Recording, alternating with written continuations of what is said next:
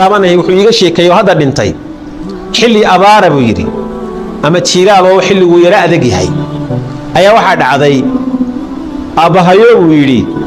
ayaa ninkii noogu weynaa ama raggi waaweyn kamida ayuu yiri orado awrka kaxeeyo hargahana qaado soo iibiyo heerka raashin u soo sii awrkii uu soo kaxeeyay hargihiina waa soo qaaday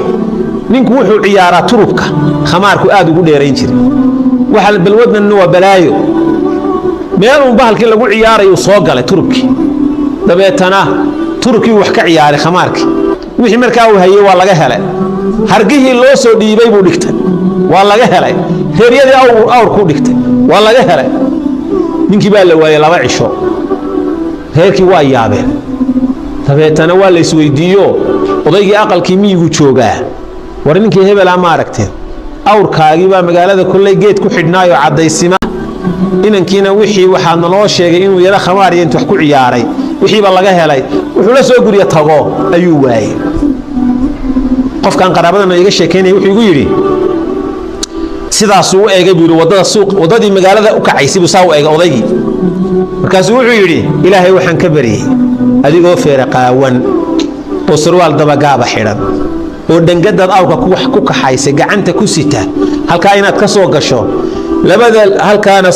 labada law iyo surka isku jabsato naftu kaaga baxda buu galabtii ku saddex ahayd ayuu wadadii ka soo galay isagoo feedaqaawan oo dhangadii awrka ku kaxeeyay wata oo daba gaab xiran rufirs khabarka waalidku wax noqon karaya ma sidoo soo socday buu yiri ayuu ardaagii aqalkii hooyaday ayuu fadhiistay uu kada loobsaday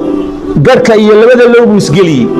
waa la kiciyaa waa la fadhiisiyaa waa ku soo noqdaa wax ma cuno ma cabo ma hadlo galabtii ku saddexayda nafta ka baxday khatar cadiim wili aabahay hooyadu kala duwan yihiin hooyadu waxa laga yaabaa in waxeedu hadal isaga bato aabuhu hadduu afka kala qaado waa khalas cadiim xalana marka in waalidka la iska ilaaliyo wax badan baa rasuul ka waramay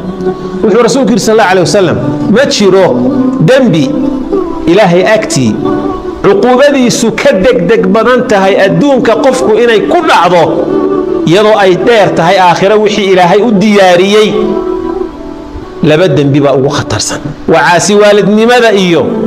gardarrada iyo xadgudubka nabiga alayhi salaatu wasalaam wa khatar cadiim والدك iyo xaqiisa la iska ilaaliyo